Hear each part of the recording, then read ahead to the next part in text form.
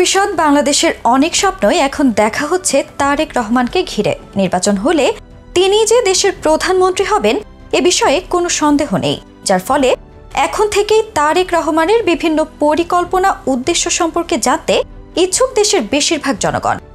সম্প্রতি তারেক জানিয়েছেন তার দল বিএনপি ক্ষমতা এলে শিক্ষা খাতে কেমন পরিবর্তন আনতে চান।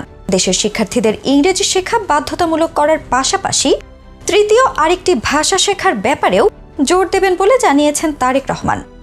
আগামীর বাংলাদেশের সবচেয়ে গুরুত্বপূর্ণ এই ব্যক্তিত্বের ভবিষ্যৎ পরিকল্পনা নিয়ে সাজানো হয়েছে আজকের ভিডিওটি। ইংরেজি আন্তর্জাতিক ভাষা হওয়ার কারণে সারা বিশ্বে এর গুরুত্ব রয়েছে। বিদেশে কর্মসংস্থানের জন্য যা শেখা অত্যন্ত জরুরি। আমাদের দেশ থেকে বিপুল পরিমাণ মানুষ বিদেশে চলে যান প্রবাসী হিসেবে, কিন্তু শুধুমাত্র ভাষার কারণে তারা উপযুক্ত চাকরি পান না। বিষয়টি উপলব্ধি করে বিএনপি ভারপ্রাপ্ত চেয়ারম্যান তারেক রহমান দেশের শিক্ষা খাতকে ঢেলে সাজাতে চান। সম্প্রতি তিনি বলেছেন, বিএনপি যদি সরকার গঠন করে তাহলে পঞ্চম শ্রেণী হতে দ্বাদশ শ্রেণী পর্যন্ত শিক্ষার্থীদের জন্য ইংরেজি শিক্ষা বাধ্যতামূলক করে দেবেন। একই সাথে তৃতীয় আরেকটি ভাষা শেখার ব্যবস্থা করা হবে। হতে পারে সেটি ফ্রেঞ্চ, জাপানিজ, জার্মান কিংবা আরবি বা মান্ডারিন ভাষা। পর্যায়ক্রমে চতুর্থ ভাষা শেখার ব্যবস্থাও করা যেতে পারে। তারেক রহমান মনে করেন, একটা মানুষ যখন বাহিরে যাবে তখন সে বাংলার পাশাপাশি বিভিন্ন ভাষা পারার কারণে কর্মসংস্থানে তাকে খুব একটা দুর্ভোগ পোহাতে হবে না। ছোটবেলা থেকেই শিক্ষার্থীদের ভিন্ন কোনো ভাষা শিক্ষার ব্যাপারে বিশেষজ্ঞরাও গুরুত্ব দেন। মাদারীপুর জেলার অতিরিক্ত জেলা ম্যাজিস্ট্রেট ঝুটন চন্দ্র বলেন, প্রাথমিক পর্যায় হতেই অন্য কোনো ভাষা শিক্ষার পক্ষে একটি যুক্তি হলো শিখন ও মনন প্রক্রিয়ায় শিশুরা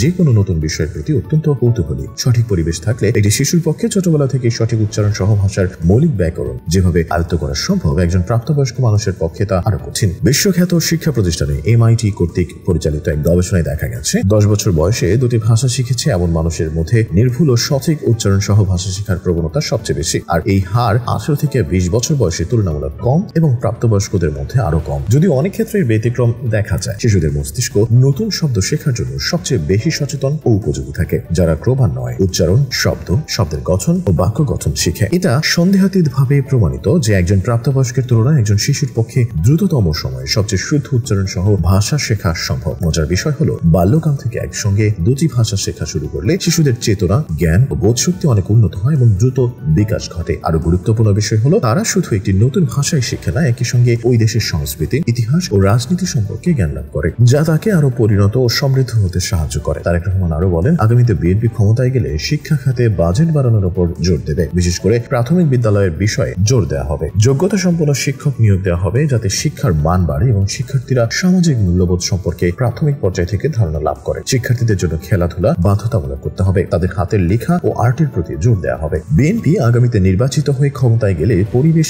রক্ষায় খাল ও নদী খননের উদ্যোগ নেওয়া হবে। তারেক রহমানের ইচ্ছা, সারা দেশে 5 বছরে 5 কোটি বৃক্ষরোপণ করবেন, যেগুলো বড় বৃক্ষ, রেইন ট্রি। আগামীতে জনগণের রায় বিএনপি ক্ষমতায় গেলে ফ্যামিলি কার্ড চালু করা হবে বলে জানিয়েছেন তারেক রহমান। এই কার্ড সবাই পাবে। প্রতিটি পরিবারের মা কিংবা স্ত্রীর নামে এই কার্ড দেওয়া হবে। তাদের মধ্যে দেশীয় উৎপাদনশীল পণ্য বিতরণ করা হবে। মানুষের রাজনৈতিক ও অর্থনৈতিক অধিকার নিশ্চিত করতে পারলে রাষ্ট্রের সংস্কার কার্যক্রম কাজে আসবে। এছাড়াও ফ্যামিলি কার্ডের মতো কৃষকদের ফার্মার্স কার্ড দেওয়া হবে। এতে প্রকৃত কৃষকদের শনাক্ত করে তাদের ডাটাবেজের আওতায় আনা হবে। নিরাপদ স্বাস্থ্য প্রসঙ্গে তারেক রহমান বলেন, স্বাস্থ্য বিষয়ে জনগণকে সচেতন করতে হবে। প্রতিটি গ্রামে একাধিক পল্লী চিকিৎসক নিয়োগ দেওয়া হবে। এর মধ্যে 40 থেকে 45% নারী পল্লী চিকিৎসক নিয়োগ হবে। তিনি আরো বলেন, ঢাকা শহরের রিক্সা চালকদের বেসিক প্রশিক্ষণ দেওয়া হবে। শিক্ষাগত যোগ্যতা অনুযায়ী বিদেশি কর্মসংস্থানের ব্যবস্থা করা হবে। কৃষকের পানির সুবিধা, সংরক্ষণ ও মাটির নিচে পানির ব্যবহার কমাতে বিএনপি ক্ষমতায় গেলে জিয়াউর রহমানের খাল খনন কর্মসূচি আবার শুরু করা হবে। কৃষি খাতে দৃষ্টি দেওয়ার পাশাপাশি কৃষি পণ্য রপ্তানি করে বৈদেশিক মুদ্রা অর্জনের উদ্যোগ নেওয়া হবে।